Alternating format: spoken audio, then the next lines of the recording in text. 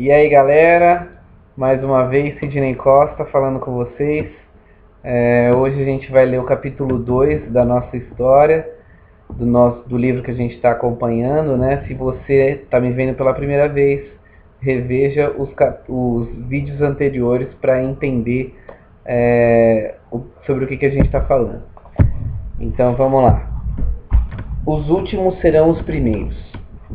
Quando chegaram à cidade de Cafarnaum e estavam em casa, Jesus perguntou aos discípulos: sobre o que vocês estavam discutindo no caminho? Os discípulos ficaram calados, pois no caminho tinham discutido sobre qual deles era o maior. Então Jesus se sentou, chamou os 12 e disse: se alguém quer ser o primeiro, deverá ser o último e ser aquele que serve a todos. Marcos 9, 33 a 35. Jesus conseguiu abordar o tema da conquista da glória e da fama de maneira surpreendente e fascinante. Na verdade, sugeriu que só seremos grandes se buscarmos justamente o inverso. Ensinou que se você deseja ser o primeiro, coloque-se propositadamente na última posição. Ele nos orientou para que sejamos o último de todos e o servidor de todos. Essa é uma pílula amarga demais para a maioria de nós. Grande parte do que aprendemos sobre a natureza humana aponta para a importância de aumentar a autoestima e a crença em nós mesmos. Nesse sentido, as virtudes das conquistas no mundo esportivo, no mundo acadêmico, no ambiente de trabalho e assim por diante têm sido prescritas como tratamento saudável para a nossa psique. Milhões de pessoas ao redor do mundo buscam compulsivamente o direito de pronunciar "sou o número 1". Mas segundo Jesus devemos almejar ser o primeiro, não devemos almejar ser o primeiro, mas sim o último. O que ele quer dizer com isso? Não acredito que Jesus esteja recomendando que busquemos a mediocridade nem que desperdicemos nossos talentos em vez de desenvolvê-los e aplicá-los. Na realidade, o uso adequado de nossos talentos de forma construtiva é um tema recorrente na Bíblia. Mas Jesus deixa uma mensagem clara de que não devemos exagerar em nosso senso de superioridade. Não devemos ficar tão centrados em nossa própria importância. Acima de tudo, ele parece estar tentando nos dizer que aqueles que buscam diretamente serem grandes como um fim em si mesmo estão no caminho errado. Seja humilde e não seja um autodefensor presunçoso. Seja um servidor e busque colocar os outros em primeiro lugar. Isso é difícil. Esse é o caminho que Jesus prega para alcançar a grandeza, embora muitas vezes camuflada e difícil de ser percebida. É claro que Jesus se preocupava muito com a grandeza no sentido espiritual, em termos do reino de Deus, e não tanto em um sentido mundano. Contudo, a filosofia que ele defendia com base em humildade, serviço e perdão pode nos levar à conquista do tipo de respeito e amor que desejamos receber dos outros, o que muitos consideram como os verdadeiros sinais de grandeza. Jesus foi ainda mais específico em suas orientações aos discípulos. Naquele momento, os discípulos se aproximaram de Jesus e perguntaram: quem é o maior no reino dos céus? Jesus chamou uma criança, colocou-a no meio deles e disse: eu lhes garanto, se vocês não se converterem e não se tornarem como crianças, vocês nunca entrarão no reino dos céus. Quem se torna humilde como essa criança, esse é o maior no reino dos céus. Mateus 18, de 1 a 4. Provavelmente os leitores terão diferentes reações à ideia de voltar a ser como criança.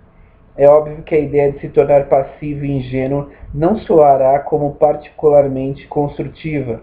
A lição importante que consigo extrair dessa passagem, entretanto, é a ideia de se tornar humilde como essa criança.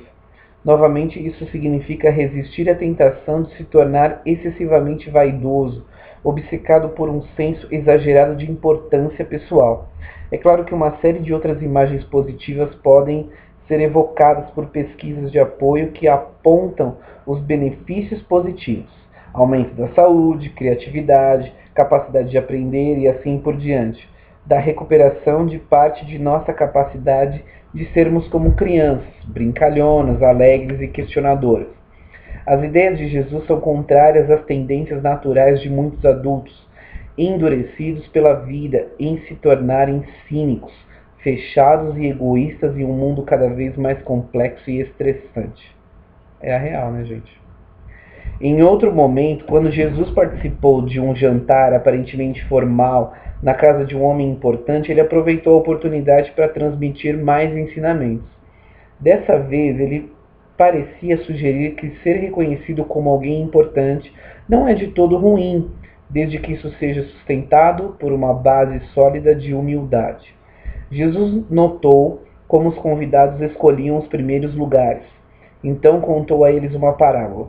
Se alguém convidar você para uma festa de casamento, não ocupe o primeiro lugar. Pode ser que tenha sido convidado alguém mais importante do que você. E o dono da casa que convidou os dois venha dizer a você: ceda o lugar a ele. Então você ficará envergonhado e irá ocupar o último lugar. Pelo contrário, quando você for convidado, vá sentar-se no último lugar. Assim, quando chegar quem o convidou, ele dirá a você: amigo, venha mais para cima. E isso vai ser uma honra para você na presença de todos os convidados. De fato, quem se eleva será humilhado, e quem se humilha será elevado. Lucas 14, 7 a 11. A maioria das pessoas aprecia alguém que não enaltece suas próprias conquistas e status.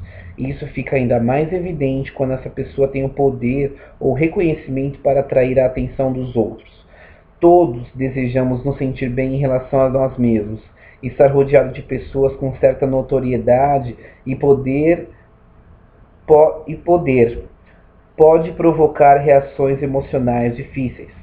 Se essas pessoas se gabam do seu status, podemos nos sentir estranhos ou ficar incomodados com seu comportamento pretensioso. Por outro lado, se elas agem com humildade e cumprimentam os outros com respeito, somos capazes de apreciar seu prestígio e status.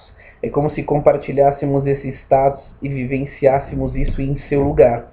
Podemos tirar uma lição da história do jantar de Jesus para aplicá-la nas situações cotidianas. Isso nos permite encarar a correlação poderosa entre humildade e grandeza.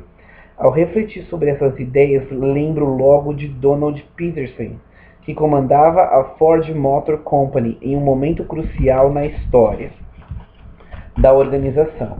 Ele se tornou CEO exatamente quando surgiam líderes de grande prestígio, incluindo Henry Ford II e Lee Iacocca. Muitas pessoas nem cogitavam seu nome, e era comum encontrá-lo grafado incorretamente em jornais. Como líder, ele pregava o empowerment, o trabalho em equipe, a confiança, a cooperação e a importância de cada empregado. Ele confessou abertamente que gostava do fato de não ser uma estrela. Não queremos estrelas.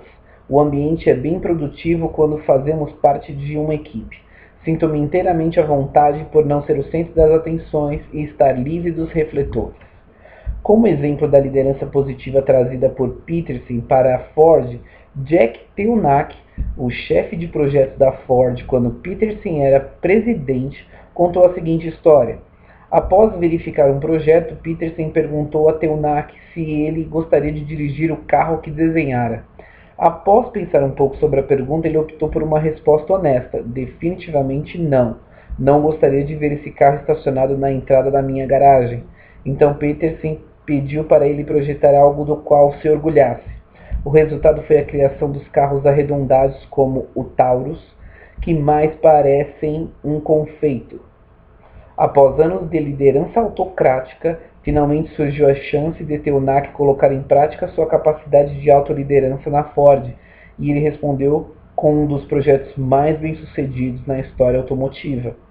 Esse líder humilde foi, na verdade, um componente-chave na reviravolta da Ford entre o início e meados da década de 80.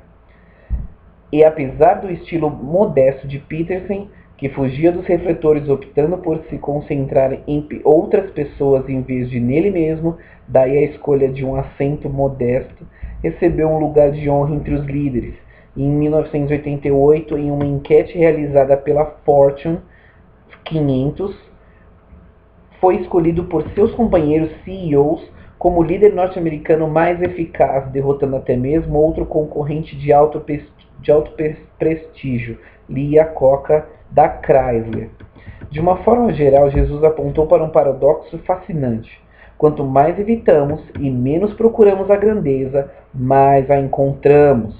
Ou seja, mais precisamente, as sementes da grandeza derivam da humildade e do serviço. Não procure o mérito.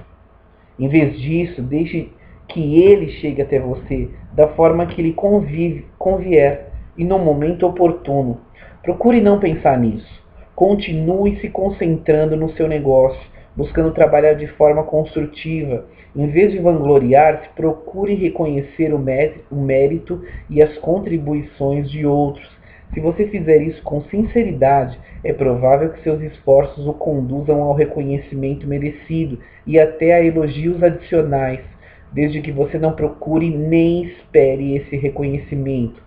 Pude comprovar isso pessoalmente em muitos alunos com os quais trabalhei em todos esses anos. Quanto mais tentava enaltecer meus alunos e colocá-los em primeiro lugar, mais eu recebia o mérito como resultado da motivação e do entusiasmo deles. Quando os incentivava a buscarem seus próprios interesses, além de aplicar e comemorar seus talentos exclusivos, eles costumavam me surpreender com projetos altamente produtivos. Às vezes, pareciam trabalhar duro demais. Em mais de uma ocasião, lembro de ter aconselhado alunos incansáveis a diminuir o ritmo, trabalhar um pouco menos nos nossos projetos e efetivamente me prestigiar menos. Em resumo, tente redescobrir qualidades naturais típicas de uma criança, que muitas vezes são arrancadas de nós muito cedo, como a curiosidade e a capacidade de brincar, que podem alimentar a criatividade e a inovação. Procure também associar humildade a um otimismo natural que você pode conseguir manter independente da tarefa a ser realizada. Ao mesmo tempo, exercite a sua capacidade de admirar as contribuições exclusivas e maravilhosas feitas por cada ser humano. Também reconheça e estimule seus esforços. Essas parecem ser as lições que Jesus deseja que nós aprendamos. Talvez isso possa ser mais bem explicado por uma de minhas citações favoritas, atribuídas a Nathaniel Hawthorne. Ela aborda a felicidade, mas poderia ser usada também para retratar a grandeza. A felicidade é como uma borboleta. Quanto mais você a persegue, mais ela se esquiva. Mas se você voltar sua atenção para outras coisas, ela virá pousar calmamente nos seus ombros. Então a gente acaba aqui o segundo capítulo, terceiro capítulo amanhã. Tenha uma boa noite.